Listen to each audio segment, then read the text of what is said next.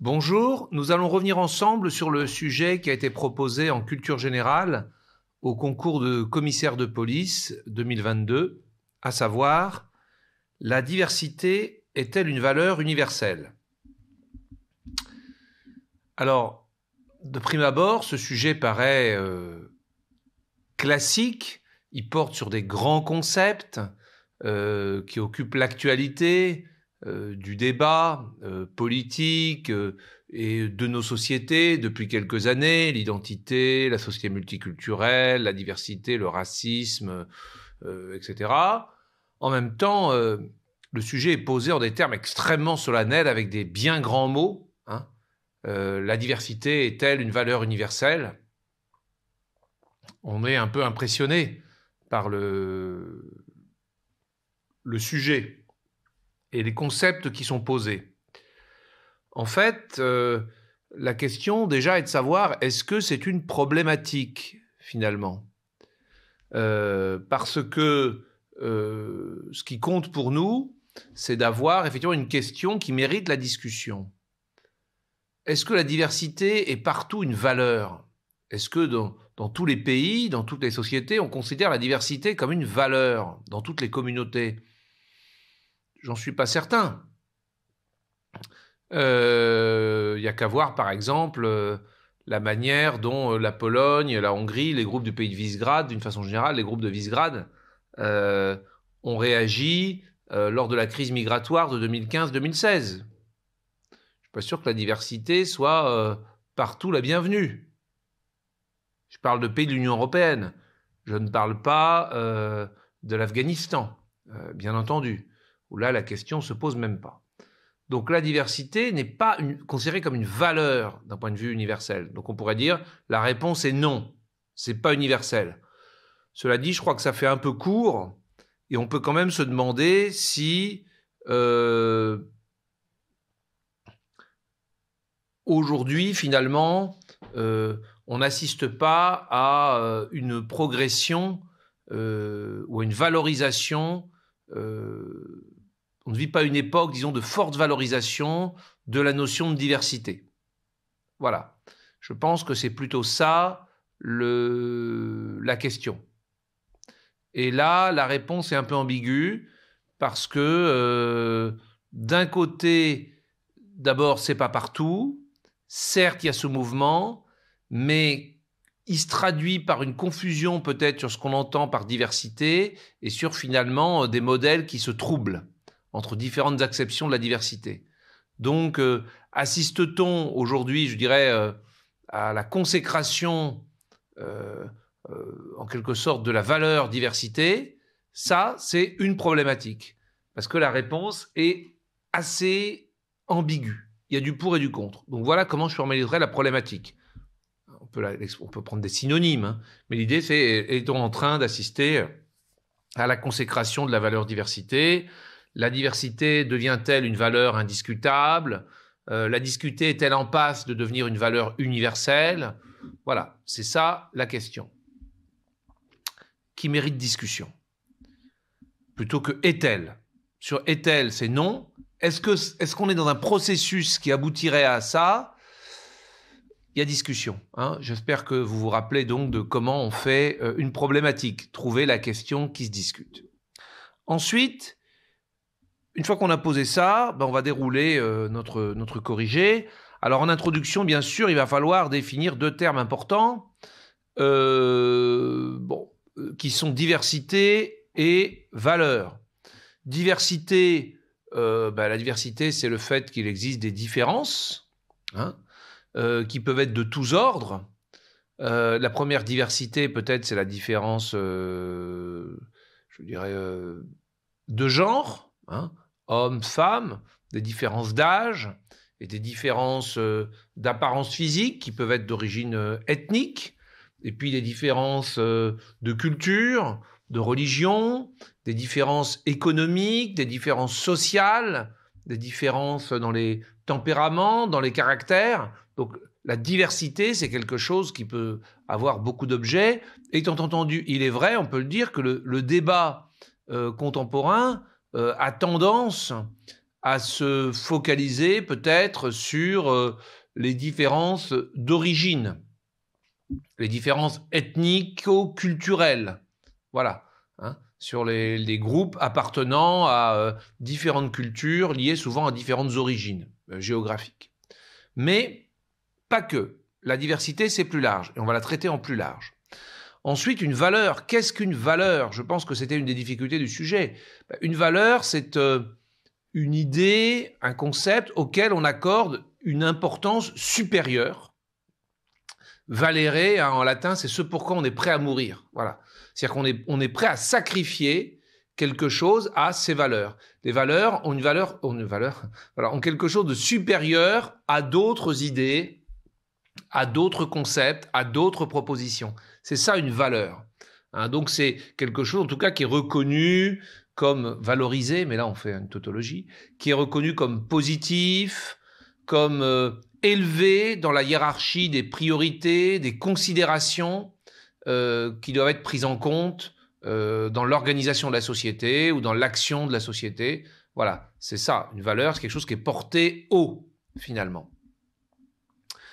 Et donc, se demander s'il y a, donc, que la diversité soit une valeur, c'est pas forcément de constater qu'il y a de la diversité. Est-ce que c'est considéré comme bien? Est-ce que c'est valorisé? Est-ce que c'est recherché? Est-ce que c'est encouragé?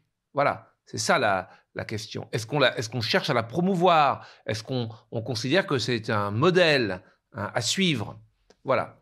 Quant à universel, je ne crois pas que ça appelle beaucoup de termes. Hein. Je veux dire, c'est universel, c'est-à-dire largement répandu ou complètement répandu dans l'ensemble ou un grand nombre de pays, de communautés, de cultures, finalement. Hein. Est-ce que dans un grand nombre de pays, de communautés, de cultures, on admet que la diversité en soi est quelque chose de positif, qui doit être recherché et favorisé? Voilà la question. Donc on a défini les termes du sujet, et puis après, on va traiter notre sujet un peu comme d'habitude, finalement, toujours le même type de plan, hein, le plan ISP, voilà, tout simplement. Donc en grand 1, on va dire, la diversité n'est pas une valeur universelle, mais tend à le devenir. Voilà. Donc la diversité n'est pas une valeur universelle, mais tend à le devenir. 1A, la diversité, un fait, mais non une valeur universelle. Voilà. Donc en 1A, on va expliquer que la diversité est un fait universel. Bien sûr que partout il y a de la diversité, dans toutes les sociétés humaines, puisque la diversité, il n'y a pas au plan génétique, à part les jumeaux, à part les vrais jumeaux, hein, homozygotes, il n'y a pas en principe deux humains qui soient identiques.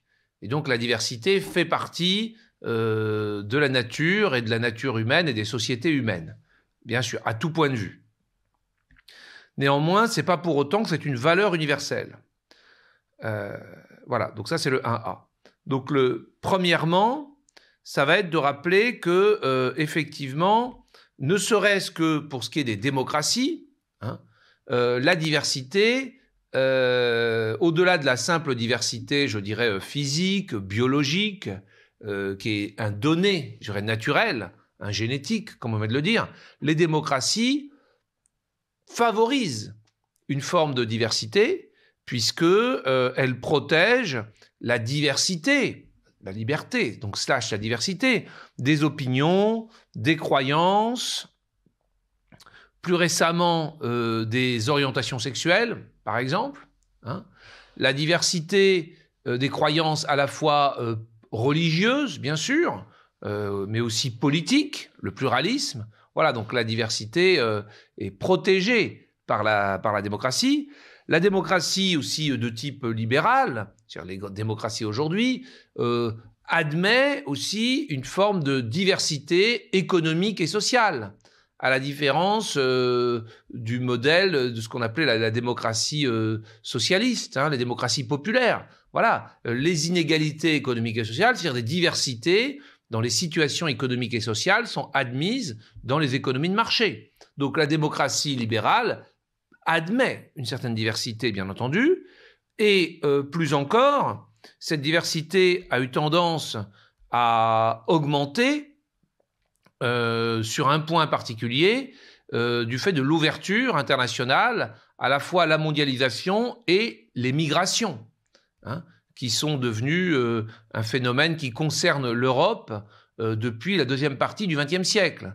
Donc, des migrations extra-européennes, c'est ça le fait nouveau de la deuxième partie du XXe siècle, c'est-à-dire de personnes qui ont une forme de diversité plus grande que les vagues par rapport à la société qui les accueille, que les vagues de migrants de migration précédentes. Donc la diversité existe vraiment partout, elle a même tendance à se développer. Ça, c'est le premièrement.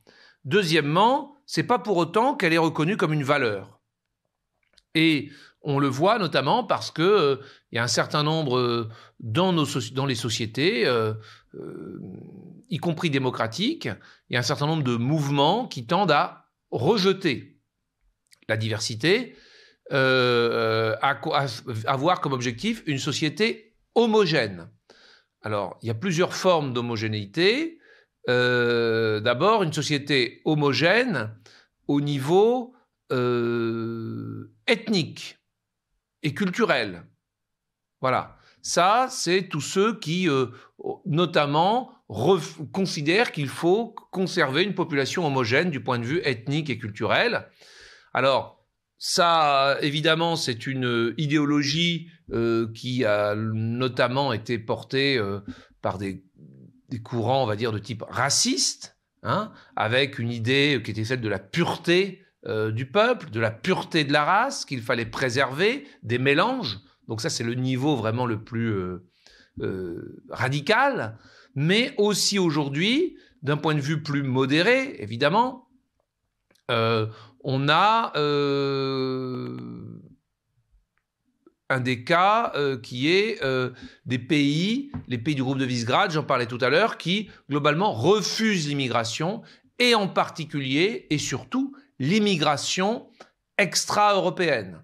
Des pays comme la Pologne ou comme la Hongrie affichent clairement leur attachement à conserver une population de type européen, voire de type slave, de tradition, de religion chrétienne et même plutôt catholique, et considèrent que, comme une menace pour la société, eh bien, l'apport de personnes qui ne répondraient pas à ces critères. Voilà. Donc ça, c'est au niveau ethnico-culturel. Et puis, de façon peut-être encore plus modérée, mais c'est une autre forme de volonté de limiter au maximum la diversité, il y a la pensée assimilationniste, je dirais, qui a longtemps d'ailleurs été la pensée traditionnelle en France, qui considérait que du point de vue du mode de pensée, de l'identité, il fallait réduire au maximum toute diversité. On admettait une diversité ethnique, hein, mais en revanche, il fallait vraiment que tous les membres de la communauté adhèrent à un mode de pensée, à une identité qui soit la même pour tous, avec un effort d'acculturation à faire, de conversion pour les nouveaux venus dans la communauté nationale. C'est le principe de l'assimilation. Voilà. Et donc, dans toutes ces hypothèses, eh bien, on voit bien que la diversité n'est pas une valeur. Voilà. En 1B, on va toutefois admettre que la diversité tend à s'imposer comme une valeur au sein de nos sociétés. Il y a un mouvement de valorisation de la diversité malgré tout. Alors, à quoi est-ce que tient ce mouvement ? Il tient à plusieurs phénomènes, peut-être, pour ce qui concerne les pays comme la France et les démocraties européennes. D'abord, sans doute, à une forme de reconnaissance de la valeur des autres cultures. Voilà. Pendant longtemps, une des limitations à la diversité, c'était le fait que l'Europe, depuis la fin du XVIIIe siècle, se considérait comme la civilisation, hein, avec une véritable hiérarchie entre sa culture et les autres cultures. l'homme civilisé et les hommes non civilisés. Aujourd'hui, on en est évidemment revenu, on a renoncé à cet ethnocentrisme et il y a une plus grande admission de la valeur, de l'équivalence de valeur des différentes cultures humaines. Et donc, ça ouvre la voie à l'accueil d'une forme de diversité qui n'est pas une dégradation, finalement, pour les tenants d'une culture qui se penserait comme supérieure. Voilà. Donc ça, c'est assez clair. Autre point, une évolution qui est liée au passage à des sociétés d'égalité de droits. Paradoxalement, l'égalité favorise une forme de diversité.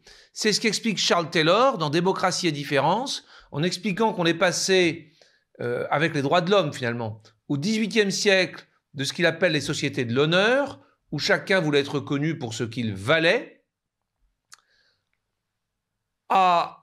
après la proclamation des droits de l'homme, aux sociétés contemporaines, qui sont non plus des sociétés de l'honneur, mais des sociétés de la dignité, où chacun cherche à être reconnu pour ce qu'il est, et non plus pour ce qu'il vaut. Voilà. Et ça, ce qui conduit chacun à mettre en avant les particularités, les spécificités de ce qu'il est. Voilà. Et donc à revendiquer ces particularités. Alors, que ce soit des identités liées à des origines, à des religions particulières, à une culture particulière, mais aussi, par exemple, liées à son orientation sexuelle. Voilà. À ses goûts, à ses préférences personnelles, qui sont valorisées, dont l'expression est valorisée par cette société de la dignité. Ensuite, un point particulier aussi, qui participe de ce mouvement d'affirmation de la diversité, qui est un sujet spécifique, c'est finalement le mouvement d'égalité entre les femmes et les hommes, voilà, qui traverse nos sociétés.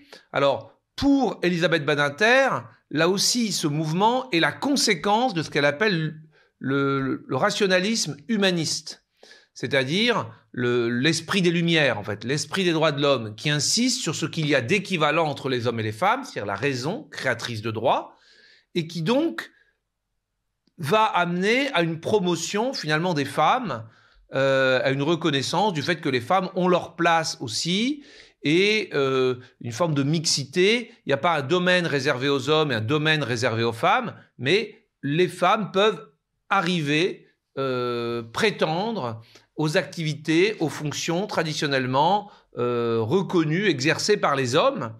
Et donc, c'est une forme de diversité supplémentaire aussi, de diversité à laquelle on assiste dans nos démocraties contemporaines. Donc, après avoir montré dans le Grand 1 que non, ce n'est pas une valeur universelle, la diversité, mais que néanmoins, il y avait un mouvement quand même de promotion de la diversité, on va maintenant venir au Grand 2, en fait, qui va conduire à poser un problème, une complication, la complexité du sujet, qui amène, donc en 2A, ce qui va amener en 2B à en éviter les trop mauvais effets et à essayer de défendre une certaine conception. Là, encore une fois, c'est du classique. Donc, Grand 2, le débat actuel entre les différentes conceptions de la diversité appelle une mise en cohérence. Voilà.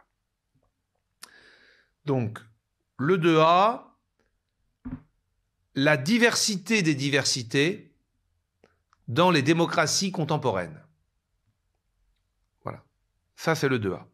En fait, on va rappeler en 2A que la diversité, aujourd'hui, finalement, certes, est de plus en plus mise en avant dans les démocraties contemporaines, de plus en plus valorisée, c'est représenté comme une valeur promue, mais qu'en fait, derrière ce mot, il y a différentes conceptions de la diversité qui sont assez distinctes, voire opposées, et qui ont tendance peut-être parfois à se mêler dans le discours et dans les débats. Et c'est ça qui rend le sujet complexe. Le premier sens de diversité, on va dire qu'il y en a 2,5 ou 3. On va dire 3. 2 principales et une secondaire. Le premier sens de diversité, c'est celui, finalement, qui correspond de la diversité comme une valeur, qui s'inscrit dans ce qu'on pourrait appeler l'universalisme républicain, qui considère que il y a des valeurs universelles qui constituent une identité nationale et que ces valeurs universelles sont accessibles, proposées, offertes pour y adhérer à toute personne sans distinction d'origine, de sexe, de race ou de religion. Article 1er de la Constitution. C'est-à-dire que tout homme, donc tout être humain finalement, peut adhérer à ces valeurs universelles et donc participer à un projet de société construit sur ces valeurs universelles. Projet qu'on appelle chez nous la République. Donc c'est une conception de la diversité qui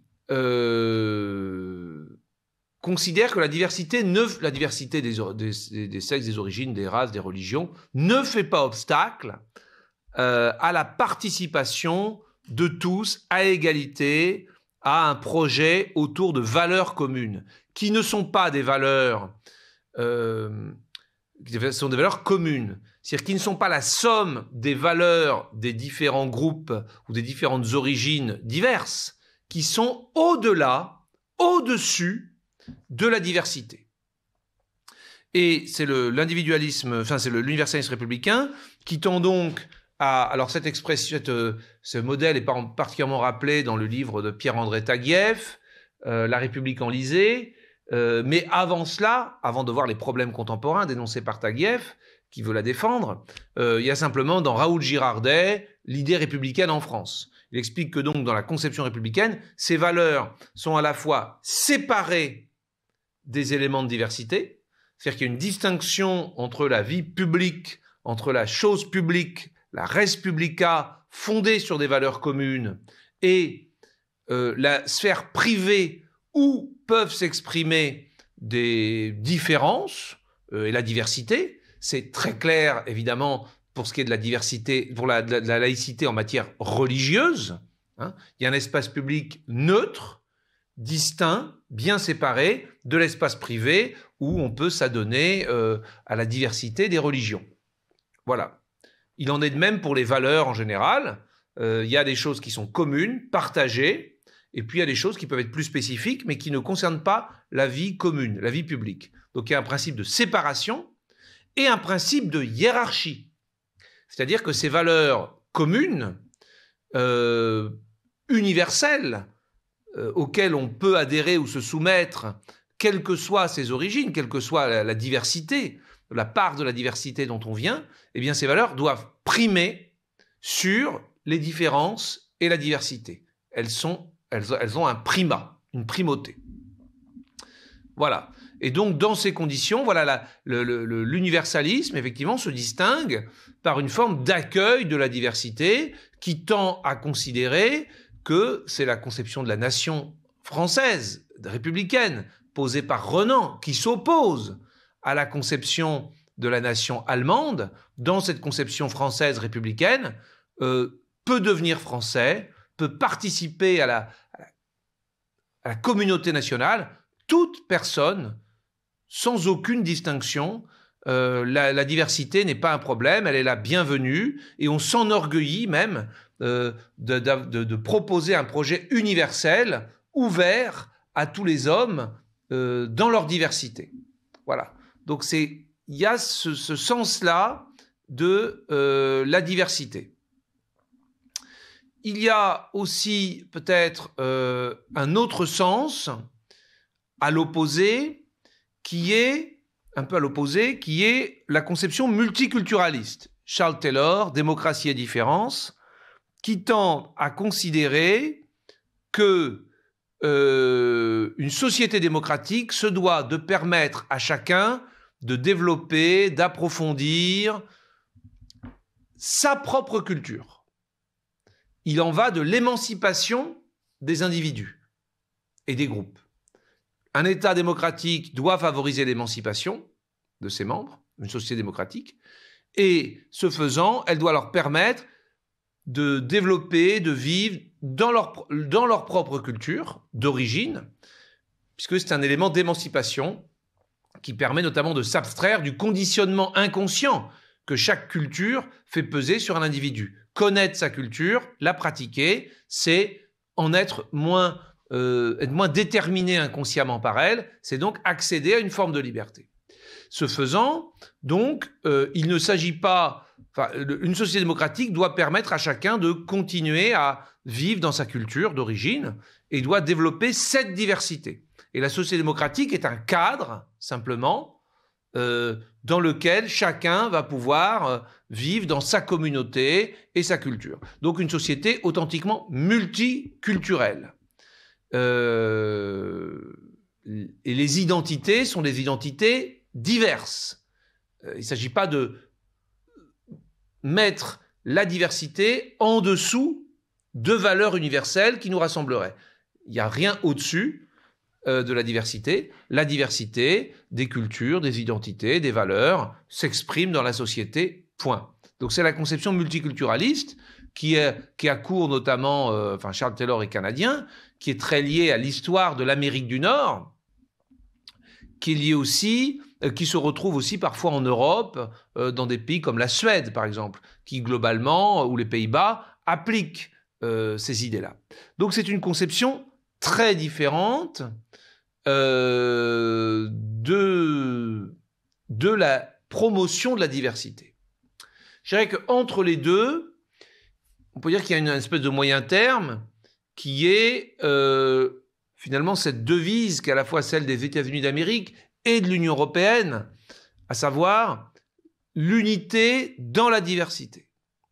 C'est-à-dire qu'il s'agit plutôt de considérer que la diversité, dans le cas de l'Union européenne, qui est le plus intéressant, il y a une diversité de nations qui ont chacune leur culture, leur identité, leur histoire, etc. Donc l'Union européenne est diverse. C'est la somme de ces différentes composantes qui, donc diverses, différentes, qui font une unité. Voilà. Donc l'unité est la somme de composantes diverses. Chacun apporte sa force, ses caractéristiques, ses différences, et l'ensemble, finalement, c'est ça qui fait la force de l'ensemble.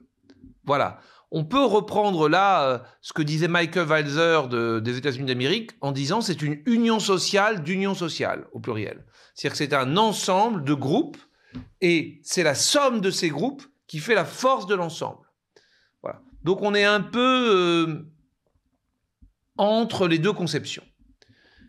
Dernier point, j'aurais dû ajouter donc peut-être mais c'est pas vraiment une conception, c'est plutôt un usage de la diversité. La diversité sert aussi à désigner aujourd'hui une pratique ou un objectif de discrimination positive. La diversité ou les politiques de diversité, donc là on est dans quelque chose de très pratique et non pas une conception générale, consiste à imposer des quotas de femmes, de personnes, comme on dit en France, de minorités visibles, dirait-on en France, dans telle ou telle instance, pour assurer finalement, imposer des quotas pour donner plus de diversité à tel ou tel groupe. C'est parfois imposé par la loi, c'est parfois simplement une question d'image de diversité qu'on veut donner, et auquel cas la diversité ne porte pas seulement sur les femmes ou les minorités visibles ou les minorités religieuses, mais aussi les personnes en situation de handicap, l'âge des personnes, pas que des vieux, pas que des gros, la diversité sociale aussi. Voilà, on a le sentiment que il est de l'intérêt d'une institution d'offrir une image de diversité. Voilà, c'est la diversité au sens le plus étroit. On va parler de la diversité dans l'accès aux grandes écoles, par exemple, avec des quotas de boursiers dans les classes préparatoires, etc., etc.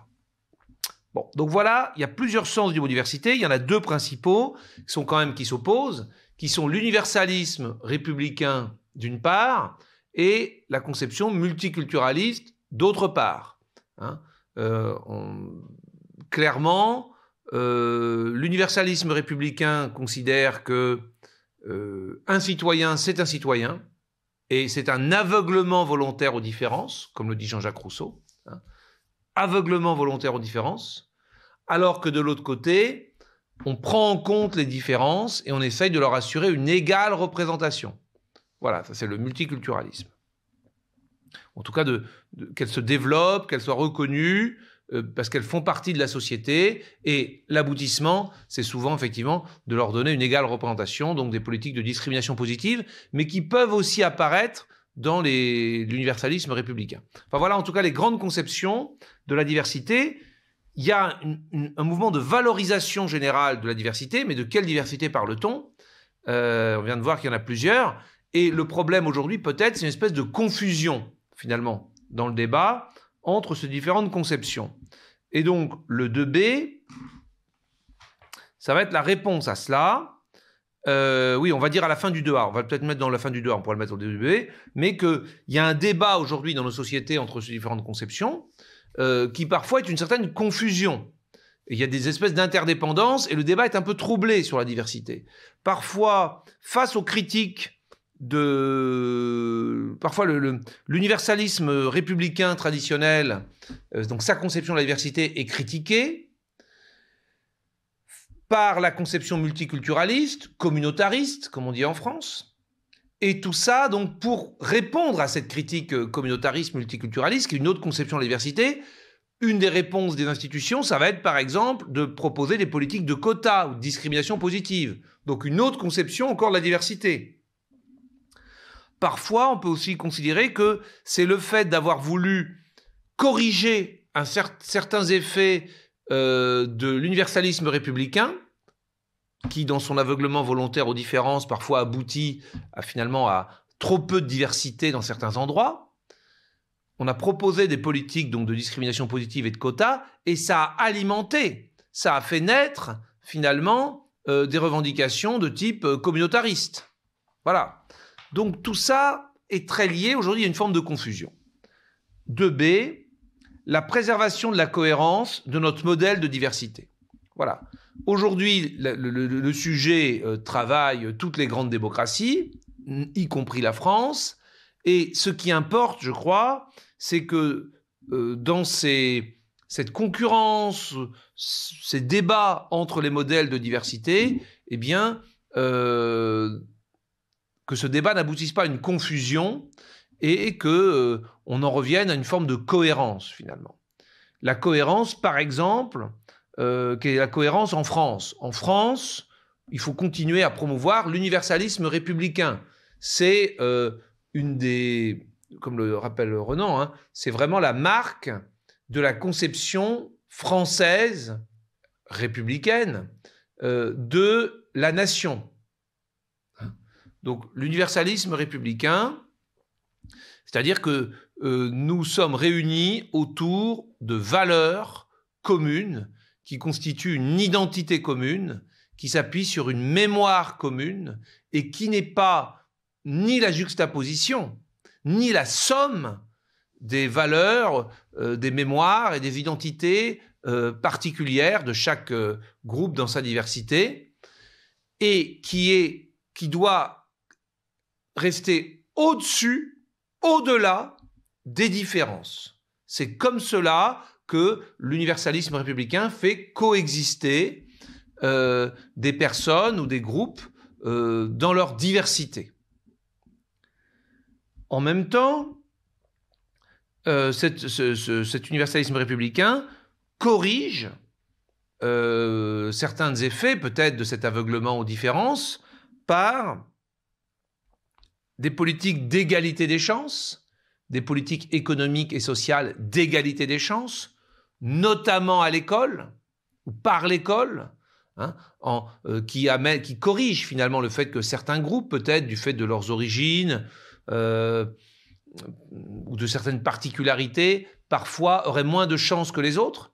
il y a une forte égalité des chances, politique d'égalité des chances, et même des politiques de lutte contre les discriminations. On lutte contre toutes les formes de discrimination. On n'accorde pas de droits particuliers à des communautés particulières. On n'encourage pas les différentes communautés définies en raison de leur diversité à développer leur spécificité. En revanche, on veille à ce qu'elles accèdent à l'égalité des droits. Et donc, il y a une forte politique de lutte contre les discriminations, qu'elles soient racistes, religieuses, sexistes, en raison de l'état de santé, en raison du handicap ou en raison de l'orientation sexuelle. La loi Guesso, la lutte contre l'homophobie, voilà. Il y a vraiment une politique, voilà. C'est comme ça, je dirais, qu'on corrige ou qu'on assure que les différents parties de la société, dans leurs différences, dans leur diversité, auront effectivement accès à cette égalité des droits et des chances que constitue l'universalisme républicain. On va même, de plus en plus, jusqu'à des formes de discrimination positive.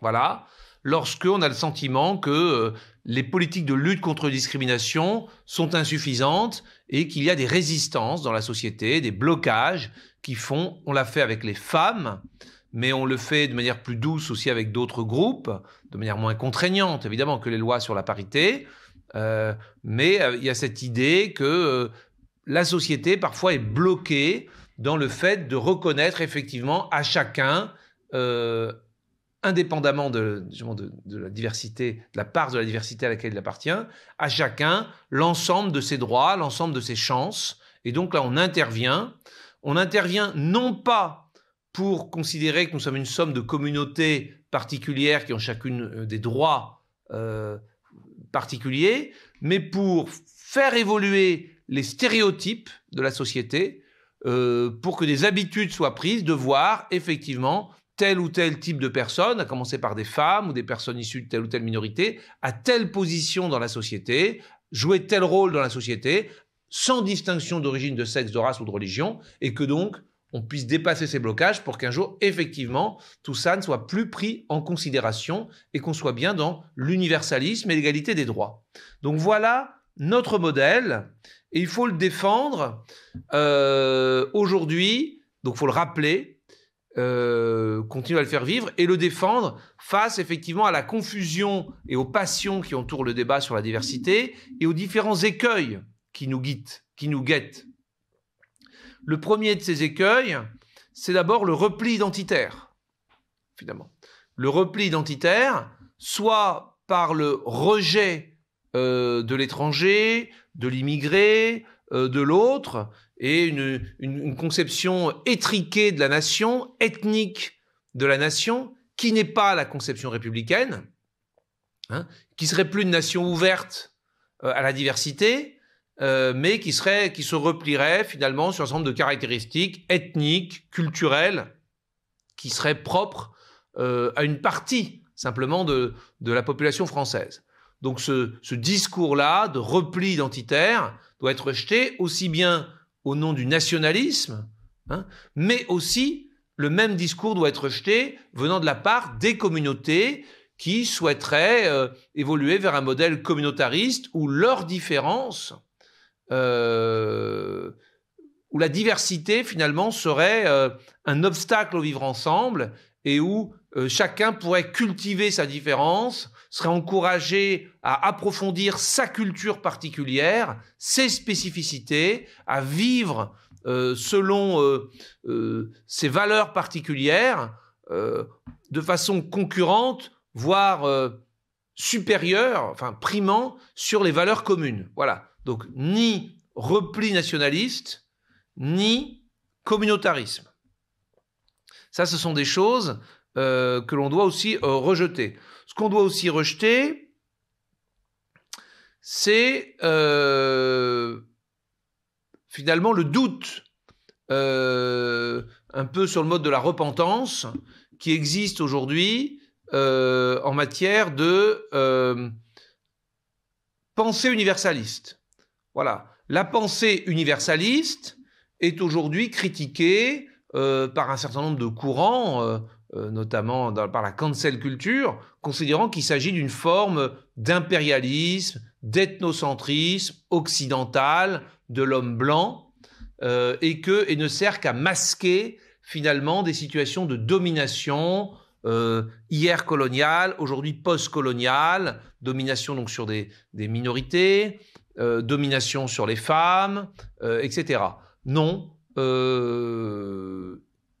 qu'il y ait eu une période coloniale où effectivement il y a eu une forme d'ethnocentrisme hiérarchique, c'est une chose, mais pas très bien. Mais ça ne doit pas invalider l'idéal universaliste issu de la Révolution française lui-même. C'est-à-dire l'idée qu'il est possible de se retrouver autour d'un projet politique fondé sur la raison.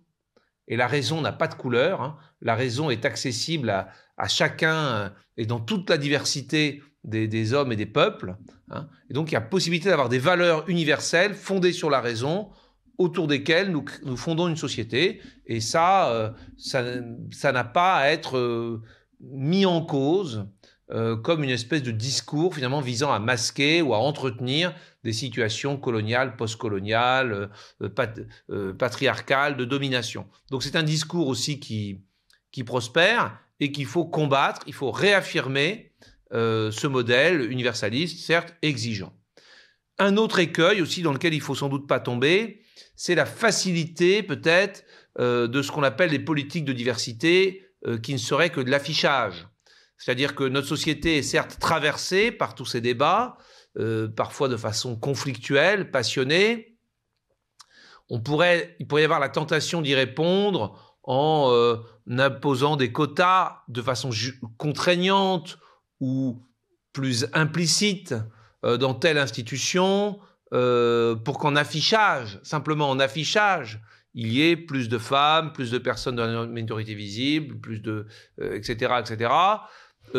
C'est sans doute une tentation, mais qui peut être utile lorsqu'il est question de faire évoluer les stéréotypes, mais qui ne saurait être la réponse au défi de la diversité dans une société démocratique, et qui peut même être dangereuse. C'est ce que rappelle Walter Ben Michaels dans son ouvrage La diversité contre l'égalité, où il montre que finalement, si on se satisfait de politiques d'affichage qui visent dans telle institution prestigieuse ou emblématique à imposer un pourcentage de tel ou tel représentant de tel ou tel groupe, on va finir finalement par ne pas s'attaquer à la vraie difficulté qui sont l'existence, la subsistance dans nos sociétés de discrimination, de domination et d'inégalité des chances.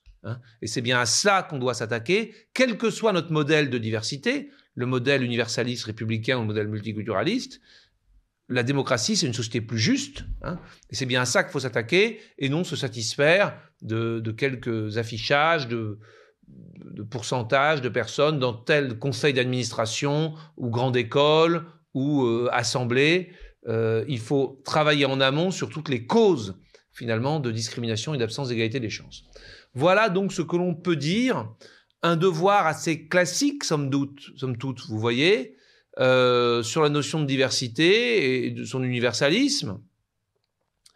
On suit le modèle classique de la dissertation, tel qu'on l'a apprise. C'est vrai que le sujet pouvait faire peur avec les grands concepts qu'il mettait en avant. En conclusion, je crois qu'il faut, on revient sur ce qu'on a dit, et je crois qu'il faut rappeler que dans notre conception à nous, effectivement, la diversité est liée à l'universalisme. L'universalisme est une façon de répondre à la diversité, ou de vivre dans la diversité, d'accepter la diversité. Et aujourd'hui, il y a un risque, effectivement, que compte tenu de l'apport de modèles venus d'ailleurs, notamment d'Amérique du Nord, que compte tenu d'un certain nombre de débats, que face à des crispations liées à des souffrances sociales, des discriminations, etc., ou des sentiments de discrimination, eh bien, il y a un risque pour nous que la diversité finisse par se retourner contre l'universalisme. Ça, c'est évidemment ce qu'il faut éviter.